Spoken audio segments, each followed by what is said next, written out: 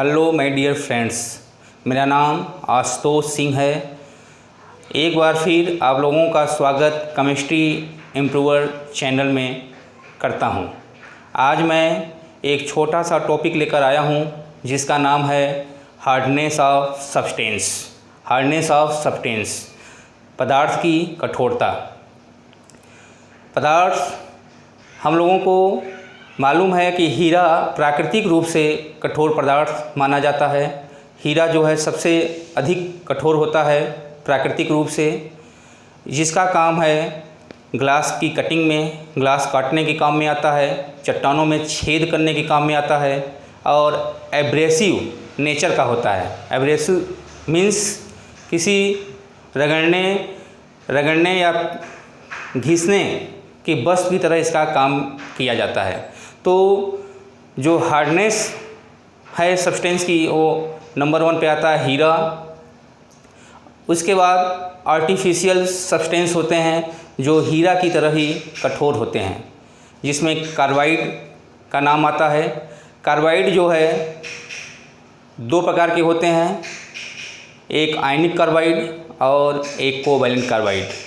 तो covalent carbide जो है, जो मेनली मुख्य रूप से मेटलाइड उपधातु बनाते हैं, वो एक कठोर होते हैं, सिलिकॉन कार्बाइड, और दूसरा कार्बाइड है बोरान कार्बाइड।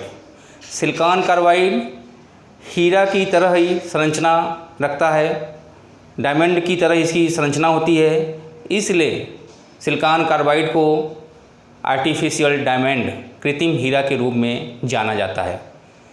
सिलिकॉन कार्बाइड का दूसरा नाम है कार्बोरेंडम।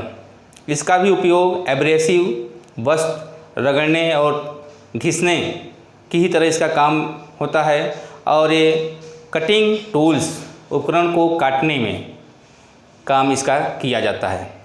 बोरान नाइट्राइड जो सिलिकॉन कार्बाइड से अधिक हार्ड होता है और बोरान कार्बाइड का उपयोग बुलेट प्रूफ जैकेट बनाने में किया जाता है और ये एब्रेसिव नेचर का बोरान कार्बाइड भी होता है।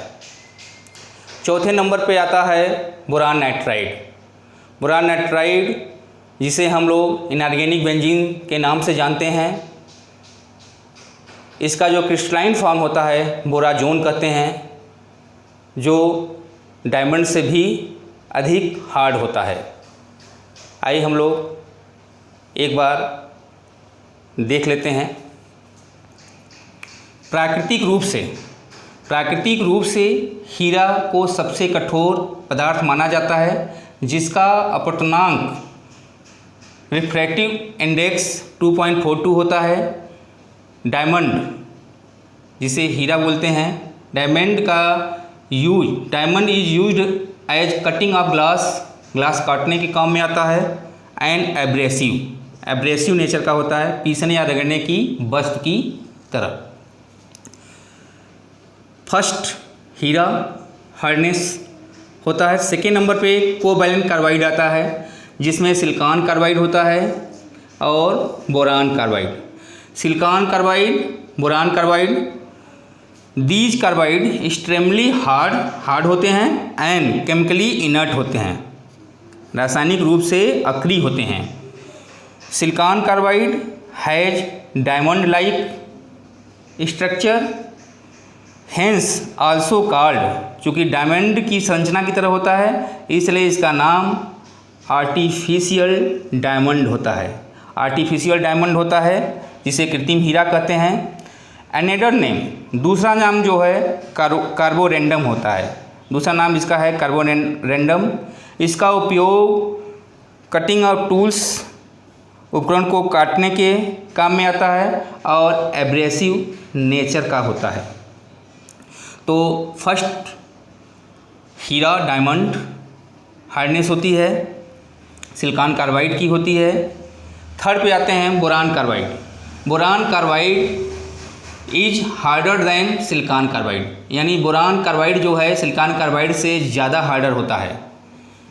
It is used as shield of radioactive radiation, मतलब इसका उपयोग जो है रेडियो एक्टिव जो रेडिएशन होती है अल्फा बीटा गामा रेज उसको सील्ड करने के काम में आता है।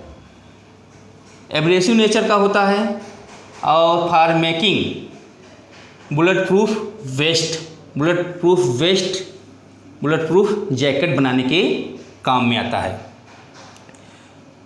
चौथे नंबर पे बोरान नाइट्राइड जिसे इनऑर्गेनिक बेंजीन कहा जाता है। बोरान नाइट्राइड का जो क्रिस्टलाइन फॉर्म होता है, crystalline form of boron nitride is called borazon के नाम से जानते हैं।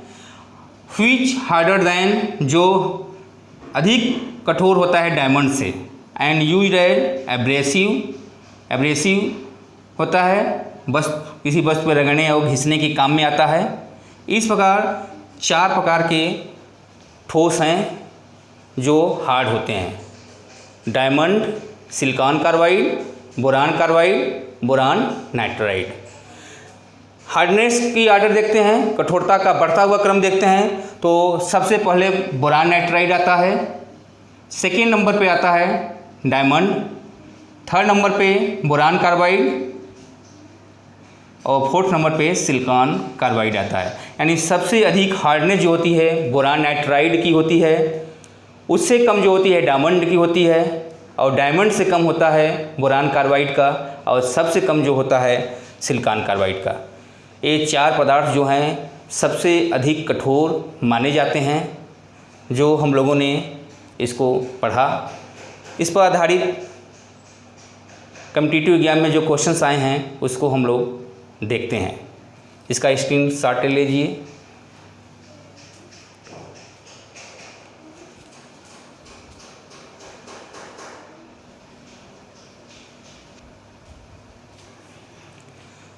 ये प्रश्न है हार्डनेस ऑफ सब्सटेंस पर, जो कभी कॉम्पिटिटिव एग्जाम में आ चुके हैं।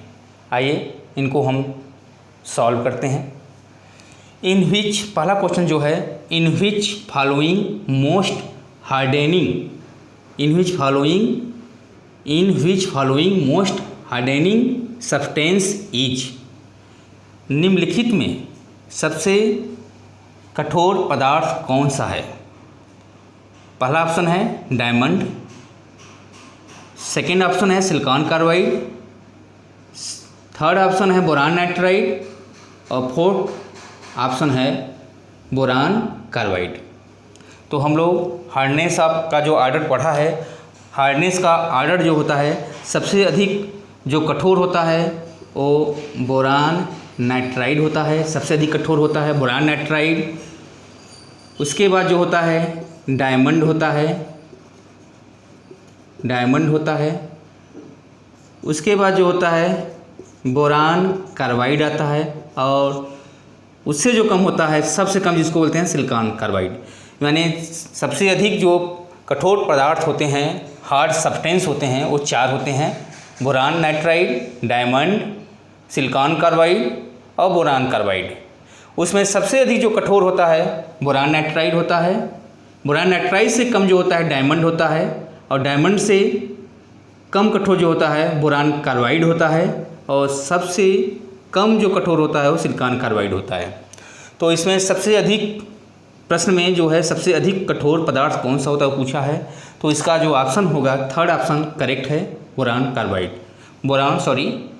नाइट्राइड। ये जो है हार्डनेस सबसे ज़्यादा होती है, इसलिए सी ऑप्शन जो है करेक्ट आंसर है। सेकेंड ऑप्शन की तरफ आते हैं, इम्पॉर्टेंट है। आर्टिफिशियल जेम को बोलते हैं आभूषण, रत्न जो सबसे महंगे होते हैं। जेम का मतलब होता है जो सबसे महंगे होते हैं। आर्टिफिशियल जेम का मतलब कृत्रिम रत्न।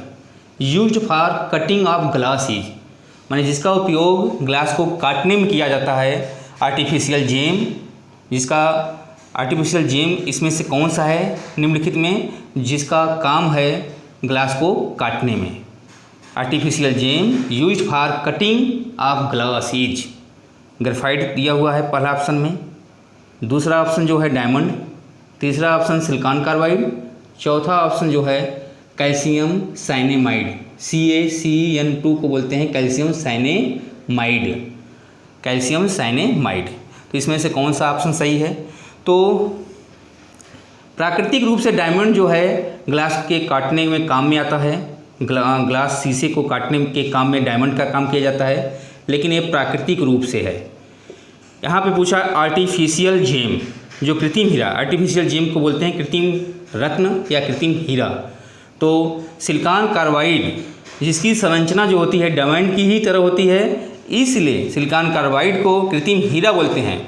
तो ये सिलिकॉन कार्बाइड जो है एब्रेसिव नेचर का होता है और कटिंग ऑफ टूल्स, उपकरण को काटने में के काम में आता है।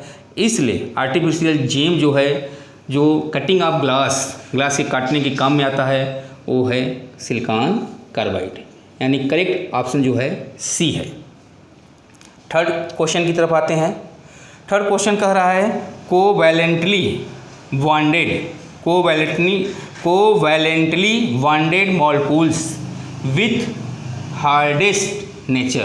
मतलब ये 4 ऑप्शन दिए हुए हैं, इसमें जो सहसंयोजक बांड वाले मॉलिक्यूल्स हैं जो प्राकृतिक रूप से कठोर होते हैं, तो कौन सा इसमें से ग्रुप है।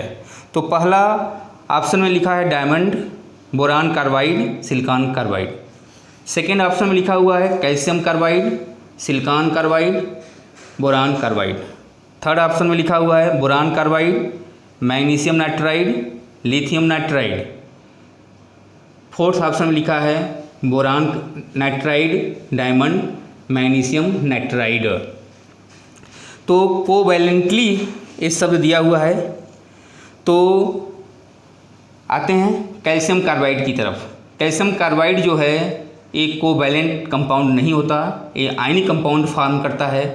तो क्वेश्चन में पूछा है, प्रश्न में पूछा है कोवैलेंटली, तो ये आयनिक फॉर्म में होता है। तो ऑप्शन बी जो है इनकरेक्ट है। थर्ड ऑप्शन की तरफ आते हैं बोरान कार्बाइड और मैग्नीशियम नाइट्राइड दिया हुआ है। बोरान कार्बाइड कोवैलेंट नेचर का होता है, जबकि मैग्नीशियम नाइट्राइड आयनिक नेचर का होता है। तो थर्ड ऑप्शन भी इनकरेक्ट हो गया। लिथियम नाइट्राइड भी आयनिक फॉर्म में होता है, इसलिए थर्ड ऑप्शन जो है इनकरेक्ट है।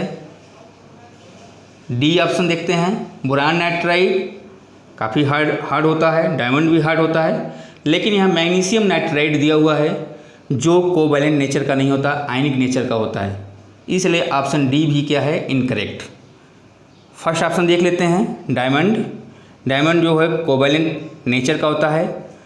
बोरान कार्बाइड जो अभी हम लोगों ने पढ़ लिया कोवैलेंट नेचर का होता है बोरान कार्बाइड। सिलिकॉन कार्बाइड भी कोवैलेंट नेचर का होता है, इसलिए ऑप्शन ए जो है करेक्ट आंसर है। ये 3 प्रश्न जो है कभी कॉम्पिटिटिव एग्जाम में पूछे जा चुके हैं। ये छोटा सा टॉपिक हार्डनेस ऑफ सब्सटेंस, आशा करता हूँ कि आप लोगों को समझ में आया होगा। Thank you.